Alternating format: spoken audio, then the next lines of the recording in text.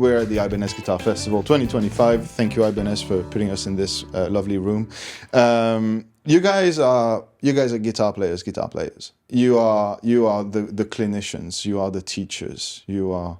We all look up to you, and I think like those kinds of events are also very under very high scrutiny. You have a lot of guitar players in the audience. A lot of people. Do you take those gigs any differently from, like, let's say, a regular concert or a regular sort of clinic where people are just here to see you, but you know, here they're also going to see Paul Gilbert? Yeah. I'm maybe a bit weird like this. I'm generally way more comfortable playing in front of guitar players than non-guitar players and non-musicians. Right. Because I feel like when you play in front of guitar players, I know exactly what they want.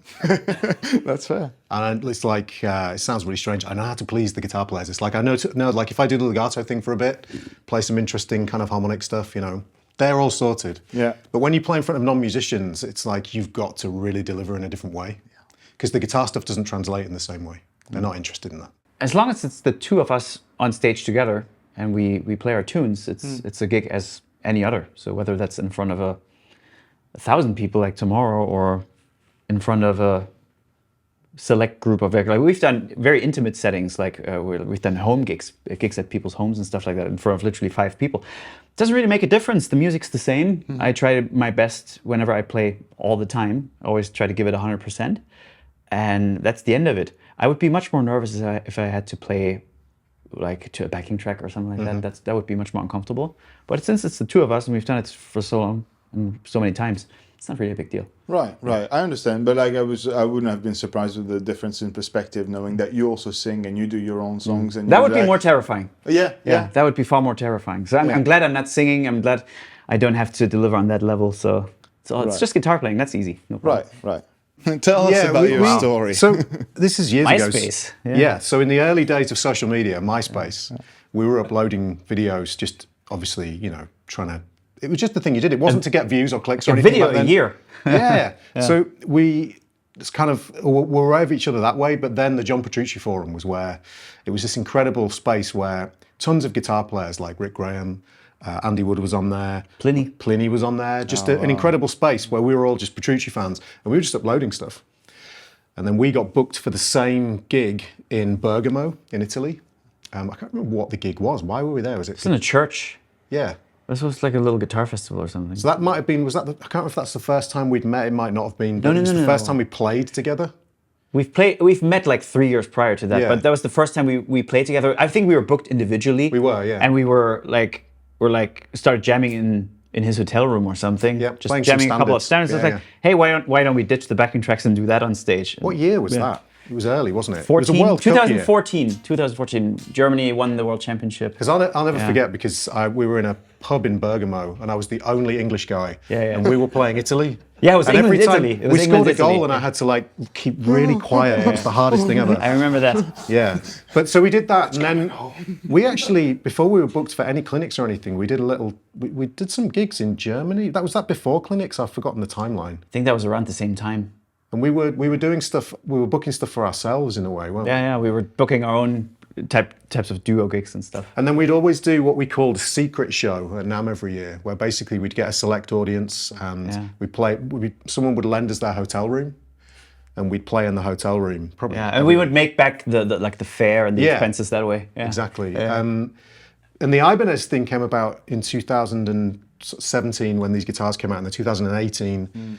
Was it 18? We did the biggest Ibanez clinic tour in history, I think it was. And then we were on tour in 2019 as well. And we must have done hundreds of shows together now at this point. It's got to be hundreds. So it's been going on for a while, but it's like 20, I don't know, 10, 2011, something like that. We got in touch through MySpace, I think in 2010, Guitar Idol. Yeah. There was this Guitar Idol competition. That's how I saw us playing for the first time. And then I think a year later you were a judge at Guitar Idol or something. And that's when I came to London to watch the final, and that's when we met. And Rick Graham and I did a thing together. Yeah, exactly. Yeah, that's right. That's when I saw you for the first time in real life. Yeah. Your so it's word, been a while. To this day, your word is the only proof I have that Rick Graham actually exists. I have hours and hours and hours of footage of Rick and I jamming. tens of hours of us jamming. So I promise he does exist. I know, but I remember like He's not when I AI. started doing it on forums, and you guys were like the thing, and it's like everyone arguing in the comments like nobody's seen him in real life. Well, nor have I. So I not know. for a long He's time. like Bielefeld, but as a person. Yeah, but he does exist. I promise. Okay, well, sorry for the confusion. Is Rick Graham in the room with us right now? He's behind you. You've got to leave that in. That's amazing. The last time I talked to either of you about your guitar and your history with Ibanez was when those guitars were released. That's right. Yeah. So it's been a while now, and I kind of wanted to revisit that question now that you've had essentially just a lot more time with those guitars. If you would have done anything different in retrospect. You mean with the guitars With themselves? the guitars, yeah, absolutely. So we both changed things a little bit. Yeah. So I think we've both got compound radiuses now. These are both based off the AZN Yeah. range, which they released, which are a little different. So there's a couple of things. The compound radius, which I can't remember what it goes from and to because they measure it in millimeters and I can't remember how it translates. 10 to 14? It's something like that, 10 to 14, yeah.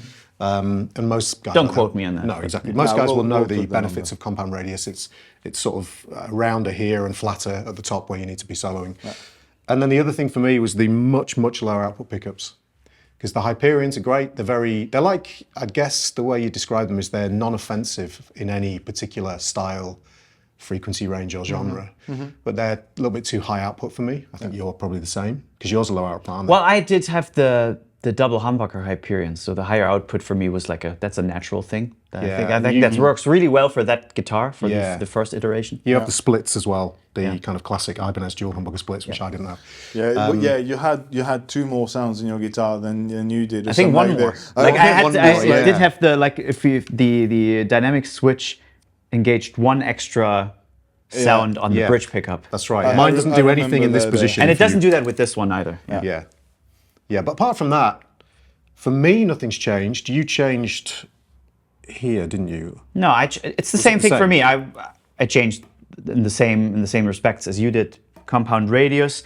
I changed pickup configuration, so I went from double humbucker to HSS. I went from recessed bridge to non-recessed bridge, and 24 frets to 22 frets. So there's a little more change for me, and obviously it's a very different sounding instrument. It feels quite different as well due to the different radius. But would I have done anything different? No, because the MM1, the first iteration with the 24 frets and double humbuckers, is still a great guitar in its own right. It's just so very different that it's apples and oranges. Right now, I'm more into oranges, and that's at that point in my life. And back then, I was more into apples, so I wouldn't have done anything different. No. That's great. I guess the only thing I could mention is the matte finish as well, because I know you pointed that out. That for me it's not really even an aesthetic thing. It's just like a feel thing because they feel so nice here, especially because they're already matte on the neck, which I really like. I can't stand glossy finishes on necks. So this was just an extension of that. It feels really nice all around. So it doesn't make the top pop as much. But again, I wasn't too worried about the aesthetics. It was more just the feel of it. So you were the first German artist to ever get a signature model as well. Yes, and now, yes, the first with one that was like in serious production and worldwide distribution. They also had Mike Weichert from Heaven Shall Burn. He had like a limited run before me, and now we have Manuel Gardner who has his own as well. So we're two now. Nice. yeah. That's epic. That's awesome. Yeah, it's really cool. Yeah, very happy for him. I didn't realize. No, I mean that's also awesome. But the thing about having the longest running, that's really cool. That's amazing. So because all the other ones get replaced by newer models, but they decided to keep the MM1. Very happy about that. awesome. That's epic. What are you guys using on stage nowadays? We collaborated last year, the year before actually, but they were released last year on these loud pedals. So I've got the Lionheart version, Martin's got the Ironheart version. I'll let him tell you about that in a second. And they're basically like full 60 watt amplifiers on a pedal board. So this is it basically. So the rest of this stuff is just like I've got a delay and reverb in the GT1000 core. I'm not using any modeling or anything on that. That's just effects. The Wampler Dual Fusion, that's been out for 12, 13, 2012? 14 years now. Yeah, it's What been the a long time. No, maybe not that long. Almost 12 years. 12 years. And then the Ego 76, which is awesome.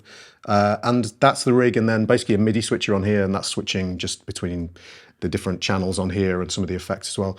But these things are insane. They're absolutely amazing, and they've been really, really popular as well. They've sold really well, and effectively, I can't tell the difference between this and the the large tube amp that I've been using since about 2015.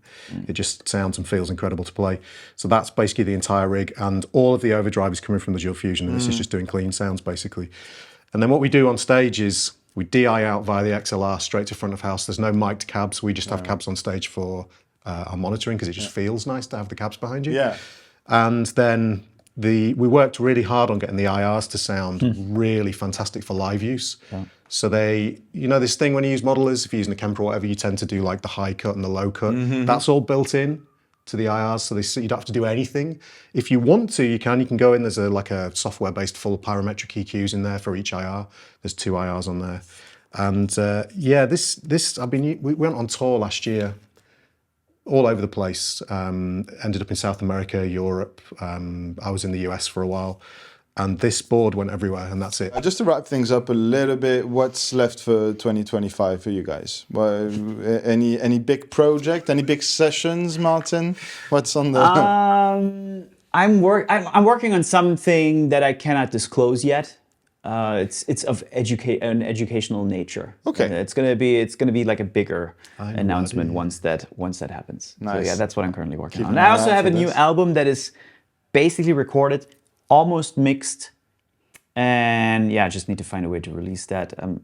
Now contemplating strategies. I don't just want to throw it out there into the wild, and that'll be it. I want to that's kind of what happened with my last record. This time I want to really spend as much time on releasing the record as making the record. Yeah. And I'm focused on the app thing again at the moment. So we released Solo in 2001, January the 1st, 2001. And it kind of went crazy successful. We got #1 on the App Store charts all over the world, and it's kind of gone crazy since then. So we've been working on the second app for quite a long time now. And again, it's obviously a music app for not just guitar players this time. I can't really say what it is, except it's completely unique. Nothing exists like it on the market. Okay. And it's designed to make you a better musician. So we've been alpha testing it with actually last week we alpha tested it with some great guitar players in the UK. And they all want it now. They're all like, when can we have it? So we're quite excited about that. Hoping to release it this year. But we're in the kind of getting the UX and UI sorted. Right. The concept is all done. It works. It does exactly what we want it to.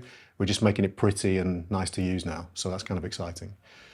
So yeah, looking forward to releasing that. I have no clue what it is. Nope. Nobody does, apart from those few guitar players. Well, we'll keep the links in the description updated. Thank you guys so much for your time. Really appreciate it. Thank you very much.